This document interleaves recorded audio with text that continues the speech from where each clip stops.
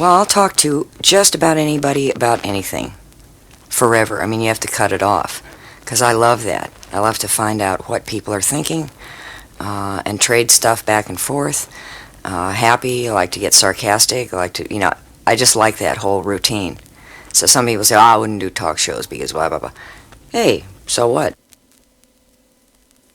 Sometimes you see things that embody a whole bunch of stuff you've been thinking, and it's probably indicative of personality that I have, that a wrecking ball would be one of the symbols. But I watched that thing for half an hour and did all the cornball symbolism, the country's falling apart, the beauty of this great big 3-ton machine being absolutely indifferent and having that much power and knocking down a building. Particularly it was in Houston. The building was only 8 years old, making room for another thing. The percussion of it, it's a simple machine.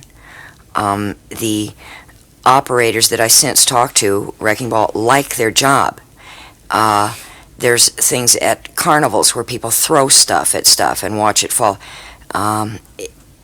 There's something about that even people who do not want to admit it, it is part of us to enjoy destruction to a certain extent. I finally rode on a wrecking ball for the album shots, and I felt two things. One, it was the best ride I've ever had in my life. Also, why do you like this? There's that thing that comes up and why do you like this? I'm slamming into buildings. What's the deal, Well, that could be a lady or a man, and I think it says in the song that she has a face like an angel and she knows how to use it. It could be a man. Either way, it's a person who is probably has one or all three, money, good looks, and probably a good personality, and they know it and use that. They wipe people up, and since they do have one or all three of those qualities, you can see yourself wanting to stay with them and knowing that it's not good, that you're being dumped on. So that could be a woman or a man. It could be either way. But I think we've all watched ourselves being attracted to somebody we know is great to be around, exciting or something, but is sort of a brutal character. Yeah, Scott wrote all of the music for all of these, and he wrote all the words for this one, and it to me was the perfect present day kind of city song, and I felt those things. Primarily, I should say, it's about Central Park, but it could be any big city where you do not pay attention to the misfortunes of others because you would get involved, and it might suck you into it. Either you'd get shot, or if you saved this person, then the jerk would be calling you all the time because they want to be your friend, and people just do not. One of the lines says, I got a date at 3:45, meaning I can't even be bothered with this because I'm so big. That guy's getting shot over there, but I have to be somewhere. I have to be at the office. I have to be. And I know that's within me. When I get into a big city, I have seen people fighting and watched the fight and walked right on by it. I've done that. I don't go break them up. I don't go say, now wait a minute. I've also gone by, there was a guy who was lying flat on his back, face up, arms out, by SIR when we were practicing for this record. And I wanted to go over and find out if he's dead or if he needed help. And the people with me were pulling me, as if you don't do that. Because he might, or it might, or something might. And it's unfortunate, but it's something that does happen. And it's in me, too, to ignore that. And I don't like that about myself. But that's... and the intensity of that song goes like that, too. I mean, it just hammers at you. The big city sort of thing. I love that song. It's one of my favorites. Well, that comes in that place on the album because of what it says. In other words, you're starting off with a wrecking ball, which is the description of the chaos that we currently exist in. And mistreater, which is a rough relationship. You're following around somebody who's banging you on the head. And shot in the dark. And after all of this person in Round and Round says, I don't know whether I'm going up or down. I don't know what's going on. I'm just, this is nuts. So it is a summation of the preceding 3 songs. That's a whole other. I first heard that song, and I got really corny with it. I didn't write it, Scott did. And I thought, oh, it sounds like he's writing about Jim Morrison. Oh, that's beautiful. That's just exactly like he says, I am a rider of the storm. I thought, oh, he's writing a song about Morrison. And I called Scott. He said, well, no, actually, I didn't even think of Jim Morrison.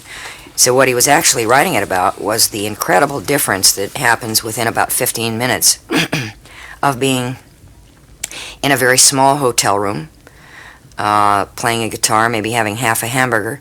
15 minutes later, you're on a stage in front of 10,000 people with the lights on you, perform. And that kind of mass communication and the energy level zooms up to 200% of what it was when you're just sitting around having a hamburger in a hotel room. I loved it because I've never done anything that was close to R&B, because Airplane Starship is rock and roll, certainly, but it's not, we never did really an R&B number. And oddly enough, we had played the song in the studio about 6 times, and I was singing with the band behind, plates of plastic and stuff so that it wouldn't interfere with each other.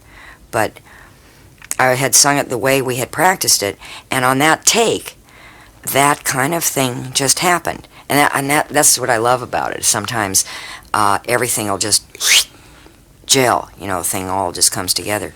And it became an R&B kind of song, just on that one take, and that was it. And both the band and the vocal were done on the same take. Sea of Love and Just a Little Love are both saying the same thing, really, only opposite ways. Just a Little Love, he's saying he is away or she is away a lot, and I get to see you in the spring, whatever it is, and it only takes a little love. Don't worry about it. Don't think this thing is going to fall apart just because we are separated with chunks of time. It only takes a little bit. Sea of Love says, don't drown me in it. There's some people that you are with who love you to death. They're always kind of following you around, making, oh, do you want your so-and-so? Leave me alone, Yeah, the lyric to that was, in my purse I take a note, paper, and pen. I'm always writing down stupid stuff, and a book. Because, now I don't know if I would have done that 40 years ago, but I do it now because there are always lines everywhere. There are lines for everything. They don't particularly perturb me. It's like, I know what I look like. I know I have a mole here. I know my knees are this way. I know I have black hair. I know what I look like. And I know there are going to be lines. It's almost like I know the sun's going to come up.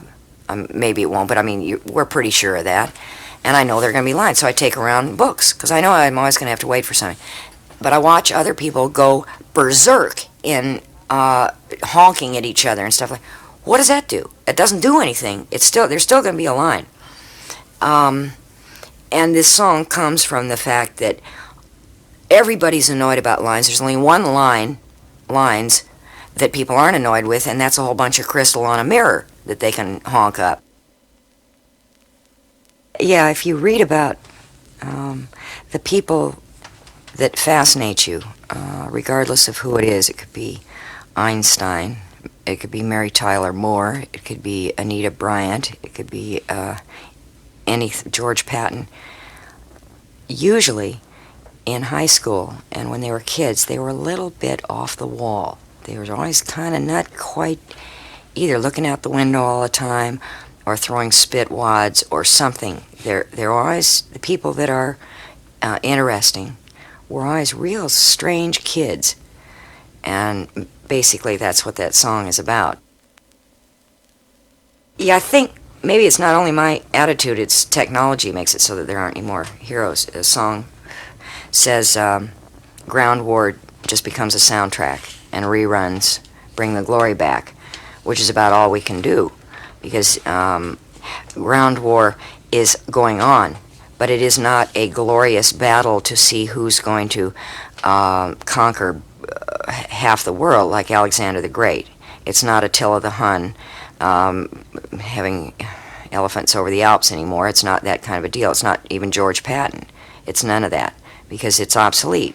If you really want to destroy Russia, you are going to press a button. And that's not very heroic. It's bizarre. You know, and also the outside of the military. This song talks mainly about the military form of hero, but outside of that, it is not possible to be a hero in any way. Maybe a person who discovers a vaccine could be a hero, but essentially I'm talking about the glamorous heroes, John Wayne-ish type stuff, because as soon as you become a hero, you are going to be taken apart. The press will build it up and tear it apart within maybe 6 months' time.